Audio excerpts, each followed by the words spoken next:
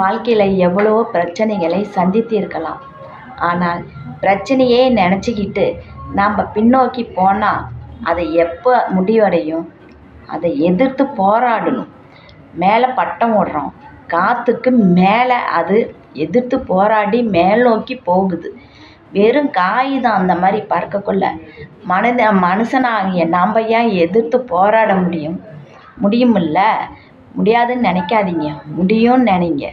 அதனால் எந்த பிரச்சனை எந்த கவலையாக இருந்தாலும் சரி, அதை பற்றி கவலையே படாமல் நீங்கள் என்ன வேலை செய்கிறீங்களோ அதை பார்த்துக்கிட்டு நம்ம கடந்து சென்று கொண்டே தான் இருக்கணும். நடந்ததை நினைக்காதீங்க, நடக்க போகிறதை நினச்சி பார்த்துக்கிட்டே நம்ம போய்கிட்டே இருக்கணும். நம்ம செய்யும் தொழிலை நினச்சி அடுத்தது என்ன பண்ணலாம் ஏது பண்ணலாம் இப்படி நினைக்காதீங்க.